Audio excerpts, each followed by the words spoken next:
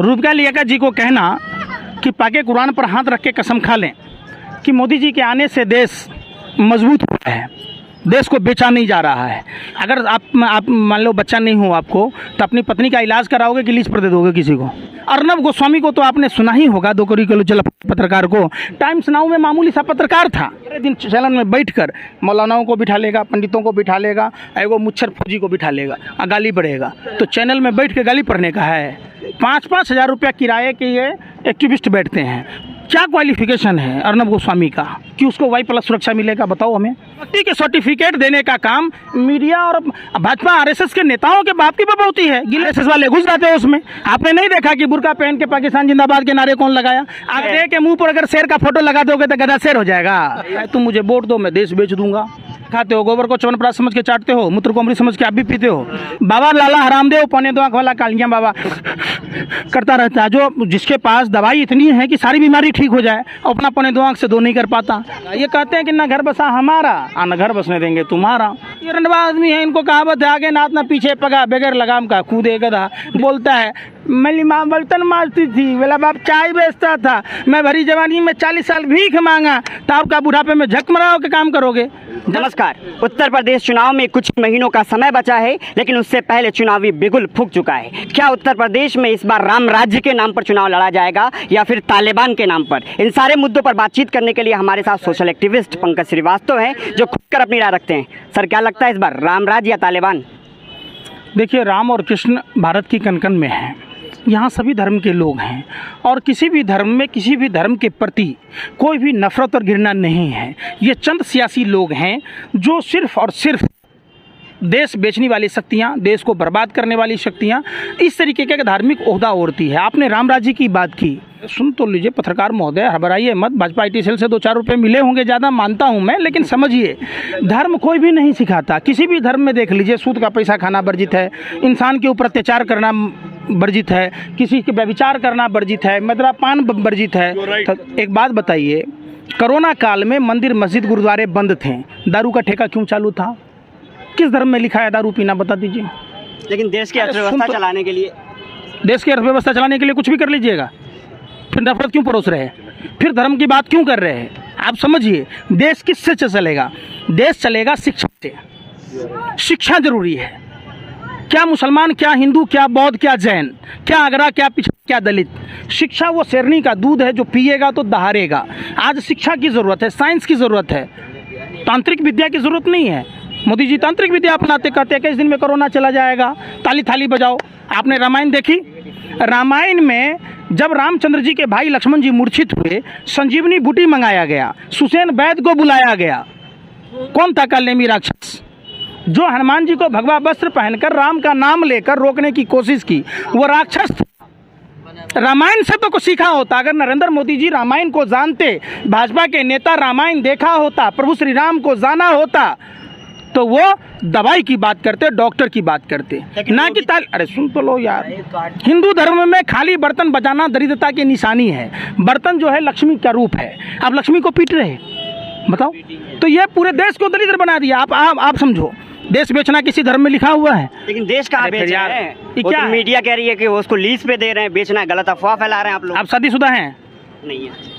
अगर आप मान लो बच्चा नहीं हो आपको, तो अपनी पत्नी का इलाज कराओगे कि लीज पर दे दोगे किसी को? देश के विकास, मैं क्या पूछ रहा हूँ? तो देश के विकास के लिए कर रहे हैं। आप अपने विकास के लिए क्या करोगे? अपनी पत्नी को दूसरे को सौंप दोगे कि पत्नी का इलाज कराओगे? सुविधा है ना भाई। देश की संस्था अगर डूब रही है, क्यों डूब रही है? यही बैंक 2014 से पहले डूब नहीं रही थी, बैंकों की स्थिति बढ़िया थी। मोदी जी के आते ही ये सारे बैंक मर्ज किए गए और बैंक अब डूबने की कगार पर है। क्यों है? क्या होता है NPA? अब मान लो NPA कह दोगे तो NPA कोई नहीं समझेगा। आप गांव की भाषा में समझो, प्रधानमंत्री जी अपने व्यापारिक मित्रों को भाजपा की सरकार ने लोन में पैसा दिया कि ले जाओ, आप बाद में कह दिया माफ है। स्कूल का फीस माफ नहीं होगा, अस्पताल का फीस माफ नहीं होगा और अंबानी अडानी के कर्जे माफ हो जाते हैं। आप समझो, देश में स्कूल नहीं खुलेगा, मंदिर मस्जिद नहीं खुलेगा, दारू का ठेका खुल जाएगा। लेकिन रूबिका लियाकत कह रहे हैं आप लोग जो है, जो तथाकथित सेकुलर लोग हैं, वो अफवाह फैला रहे हैं। देश को जो है, जो संपत्तियां बेची जा रही हैं, वो बेची नहीं जा रही है, वो लीज पे दी जा रही है, देश के विकास के लिए किया जा रहा है। रूबिका लियाकत जी को कहना कि पाके कुरान पर हाथ रख के कसम खा लें कि मोदी जी के आने से देश मजबूत हुआ है, देश को बेचा नहीं जा रहा है। आप लोग तो वही चीज़ चाहते हैं ना भाई। मीडिया का काम क्या है? आज जो मीडिया का स्वरूप है, देश का जो मीडिया है, इसको आप मीडिया नहीं कहिए, लोकतंत्र के चौथे स्तंभ को दीमक खा गया है, जंग चाट गया है। ये जैसे पहले राजा के महाराजा भान रखते थे राजा अपनी बात को सुनाने के लिए, ये मीडिया के पत्रकार हैं। कहाँ से इनका खर्चा चलता है? ये शिखर सम्मेलन, ये सम्मेलन करोड़ों रुपए खर्च आते हैं, कहाँ से पैसा आता है बताओ? 10-10 हज़ार करोड़ रुपए की प्रॉपर्टी है। अर्नब गोस्वामी को तो आपने सुना ही होगा, 2 करोड़ जल पत्रकार को। टाइम्स नाउ में मामूली सा पत्रकार था। 30,000 से 40,000 नौकरी करने वाला आदमी 10 से 20 हज़ार करोड़ रुपए के प्रॉपर्टी का मालिक हो जाता है, कैसे? तो देश की बात करते हैं ना, पूछता है भारत के नाम पर, वो सुशांत सिंह राजपूत हो, सारी मुद्दों को उठाते हैं। तालिबान के मामले में वो अन्वय नायक के मामले को क्यों नहीं उठाता? क्यों नहीं?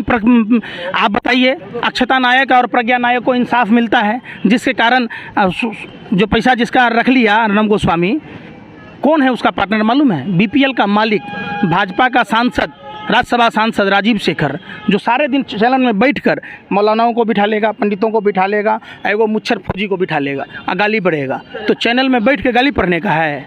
5-5 हज़ार रुपया किराए के ये एक्टिविस्ट बैठते हैं, ऑडियंस किराए का होता है। और ताली दे ताली दे ताली, जैसे मदारी नहीं लगाता है, 4-5 आदमी अपने ही बिठा लेते हैं कि साहब 2 पुरिया हमें देना, 2 पुरिया हमें देना, भोली भाली जनता को ठगने का। क्या क्वालिफिकेशन है अर्नब गोस्वामी का कि उसको Y+ सुरक्षा मिलेगा? बताओ हमें।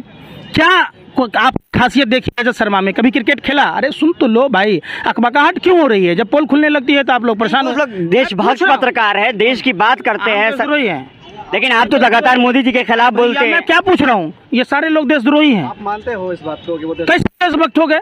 आप सर्टिफिकेट बांट रहे हैं। देशभक्ति के सर्टिफिकेट देने का काम मीडिया और भाजपा RSS के नेताओं के बाप की बपौती है। गीले चावल में गलती से शक्कर क्या गिर गई, फिर समझ बैठे। या देश की भोली भाली जनता वोट क्या दे दी, आप अपने बाप की जागीर समझ बैठे। देश 135 करोड़ हिंदुस्तानियों का है जो भारत में निवास कर रहे हैं, चाहे वो हिंदू हो, मुसलमान हो, अगरा हो, पिछड़ा हो, दलित हो, सबका समान अधिकार है। बाबा साहब अम्बेडकर ने समता मूलक समाज की बात की, धर्मनिरपेक्ष है कि 135 करोड़ में जो तालिबानी छुपे हुए, हमें उसे एक्सपोज करना है, उसे निकालना है। कौन है तालिबानी? जो देश में तालिबानी है, किस कह रहे हैं? तालिबान की परिभाषा आप क्या बोलते हैं? आप बताओ, पत्रकार हो। अगर इस्लाम आतंकवाद होता तो इंडोनेशिया में होता, सऊदी अरब में होता। कौन लोग हैं जो उन युवाओं को तालिबानी बनाया? अमेरिका हथियार दिया, पैसा दिया और इस्लाम को बदनाम किया गया कि यह आतंकवादी हैं। लोग गलत हो सकते। सिख समुदाय जो देश को आज़ाद कराया, भाजपा के लोग और मीडिया के लोग उनको खालिस्तानी कहते हैं। आप बताओ, क्योंकि वो अपने उनके प्रदर्शन में नारे लगते हैं खालिस्तान के। कौन लगाते? आप लगाते घुस के, RSS वाले घुस जाते हैं उसमें। आपने नहीं देखा कि बुर्का पहन के पाकिस्तान जिंदाबाद के नारे कौन लगाया? आगरा में नारा कौन लगाया? हिंदुस्तान जिंदाबाद है, हिंदुस्तान जिंदाबाद था और हिंदुस्तान जिंदाबाद रहेगा। हिंदुस्तान के अगर युवाओं से पूछोगे, समझिए, जो लोग यहाँ रह रहे, कौन लोग थे जो भारत को 2 टुकड़े कराए? कभी उस पर चर्चा नहीं होती। प्रधानमंत्री जी लाल किला से कह रहे थे सदी का सबसे बड़ा त्रासदी, आज तक लोग नहीं। अरे तो त्रासदी लाया कौन था? श्यामा प्रसाद मुखर्जी। बताओ, आप जानते हो श्यामा प्रसाद मुखर्जी को? वो लोग तो देश की आज़ादी में अभी उनका नाम 1941 में बंगाल प्रांत में सरकार किसने बनाई थी? श्यामा प्रसाद मुखर्जी ने। मुस्लिम लीग के फजाउल हक के साथ धर्म के आधार पर विभाजन की बात की। अब तो फोटो हटा के नेहरू का फोटो हटा के सावरकर का फोटो लगाया जा रहा है। कह रहे वो लोग देशभक्त हैं। गधे के मुंह पर अगर शेर का फोटो लगा दोगे तो गधा शेर हो जाएगा। इसी चक्कर में तो पूरा देश का अर्थव्यवस्था डूब गया।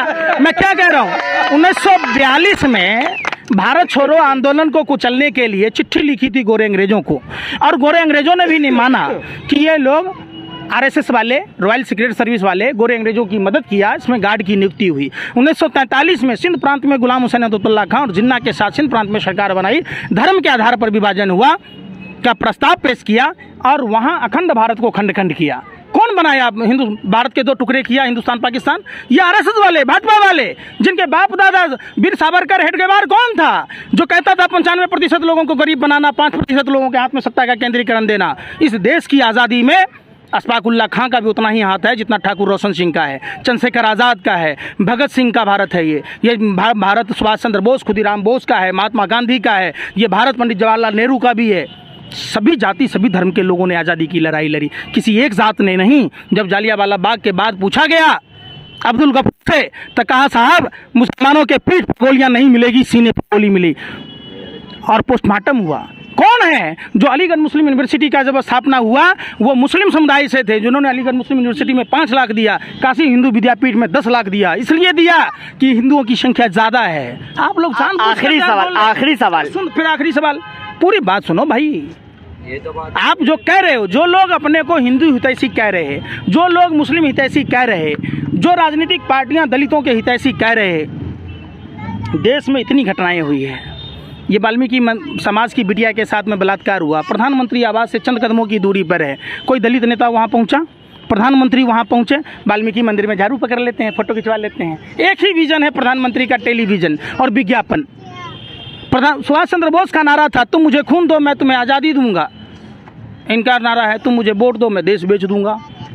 पहले के प्रधानमंत्री और तमाम नेता ये सोचते थे देश में क्या बनाना है। इसरो बनाया, ये बनाया, एम्स बनाया, ये संस्था सेल बनाई, भेल बनाई, और इसका है क्या क्या बचा है सब। देश तो मजबूत हाथों में है। नेपाल ने कितना जमीन कब्जा कर लिया? अरे सुन तो लो, सुनने में पैसे लगते क्या? नेपाल ने कितना किलोमीटर जमीन कब्जा किया। तापिर गांव भाजपा का सांसद जो लोकसभा चुनाव से पहले लोकसभा में बयान दिया था कि साहब अंतरात्मा की आवाज़ से बोल रहा हूं, चाइना ने ज़मीन कब्जा कर लिया, अगर उसकी बात को सुना होता तो गलवान की घटना नहीं होती, पुलवामा की घटना हुई। कहाँ से RDX आया 300 किलो? भैया ये किसकी जवाबदेही है? प्रधानमंत्री की, गृह मंत्री की? कहाँ से आया RDX यहीं बन रहा है क्या? कैसे उसको पता चला कि जब CRPF के अधिकारियों ने चिट्ठी लिखी थी कि भाई CBI उसका IB का भी इंटरनल रिपोर्ट था कि हादसे हो सकते, तो उनको फ्लाइट से क्यों नहीं लाया गया? कौन लोग थे? ये एक बहुत बड़ा साजिश का हिस्सा है। अंबानी के घर के बाहर का स्कॉर्पियो पता चल जाता है कि जिलेटिन है, किसकी स्कॉर्पियो है वो कहीं नहीं पता चलता है। पुलवामा घटना में 300 किलो RDX और 50 किलो जिलेटिन किसका था?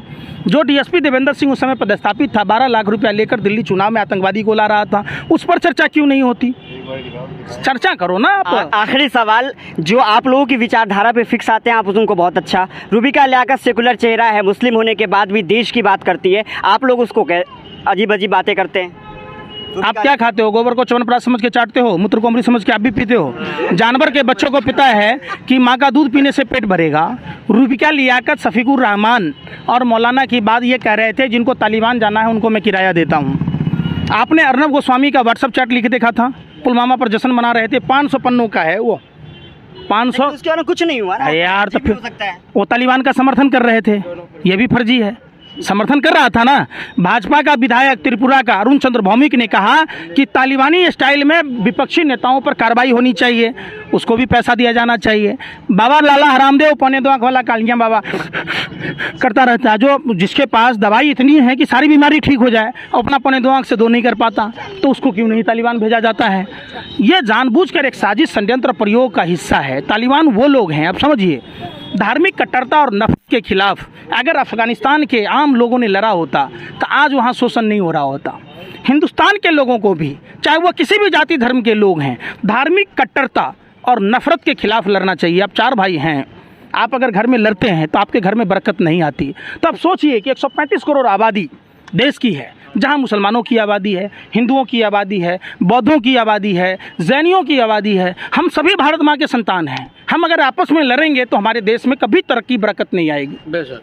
आज देश गर्त में क्यों गया? 2014 से पहले का भारत और आज के भारत में देख लीजिए। 2014 में हमारा भारत विश्व की तीसरी शक्ति था और नफरत और धार्मिक कट्टरता के कारण आज हमारा देश माइनस GDP में चला गया। हम नेपाल से पीछे हो गए, हम श्रीलंका से पीछे हो गए, हम अफगानिस्तान से पीछे हो गए, हम बांग्लादेश से पीछे हो गए। मोदी जी के शासन में विकास चला गया बांग्लादेश, मोदी जी के शासन में आग लग गई राशन में, आपके सामने में है। लोग कैसे खाना पकाएगा? ये कहते हैं कि ना घर बसा हमारा और ना घर बसने देंगे तुम्हारा। कोई चर्चा किस पर होना चाहिए? परिवार कैसे चलेगा? ये आदमी वो आदमी तय कर सकता है जिसके अपने बाल बच्चे हों, जिसको बीवी हो। ये रंडवा आदमी है, इनको कहावत है आगे नाथ ना पीछे पगा, बगैर लगाम का कूदे गधा। देश का पैसा है, 10 लाख का सूट 5 लाख का बूट पहन के 24 घंटा झूठ पर झूठ बोलता है। मेरी माँ बर्तन मारती थी, मेरा बाप चाय बेचता था, मैं भरी जवानी में 40 साल भीख मांगा, तो आपका बुढ़ापे में झक मराओ के काम करोगे? जब आपके चाय बेचेंगे, अब तो प्रधानमंत्री हो तो रहेंगे ही। एक बात बताओ, MA political entire political science का कोई कोर्स है भारत में? मोदी जी ने तो कर रखा है। तो ये कौन सा अजूबा कोर्स है? कब चाय बेचा? कोई आदमी मिला भारत में आपको 135 करोड़ आबादी में जिसने कहा हो मैंने प्रधानमंत्री के हाथ से चाय पी? किसी ने कहा? कोई आके बोला कि हमने प्रधानमंत्री का दोस्त हूँ, मैं स्कूल में पढ़ा था, मैं मिडिल स्कूल में पढ़ा, हाई स्कूल में पढ़ा, कॉलेज में पढ़ा? कोई बताया? सारा चीज़ फर्जी है। कब ये चाय बेचता था एक बात बताइए? तो दिल्ली में कैसे पढ़ने आया? एक हाथ में अहमदाबाद स्टेशन पर चाय बेचता, दूसरे हाथ में दिल्ली में पढ़ रहा था। अपने घर का दामाद नहीं बना सकते जिसको आप चाहेंगे कि मोदी जी जैसा बनोई मिले? आप चाहेंगे मोदी जैसा दामाद मिले? नहीं चाहेंगे ना। कोई महिला नहीं चाहेगी कि मोदी जैसा पति मिले। तो देश का प्रधानमंत्री कैसे हो सकता है ऐसा आदमी जो अपनी लुआई नहीं संभाल पाया, जो अपनी घर नहीं संभाल पाया, जो अपनी देश की सरहद को नहीं संभाल पाया, वो देश का खाक संभालेगा? बहुत शुक्रिया हमसे बातचीत करने के लिए। आपसे इन मुद्दों पर फिर बात होगी। तो ये थे पंकज श्रीवास्तव जो हर मुद्दे पर खुलकर अपनी बेबाकी से राय रख रहे थे। पूरी वीडियो पर जो भी होगी आपकी राय हमें कमेंट कर जरूर बताएं। बहुत शुक्रिया।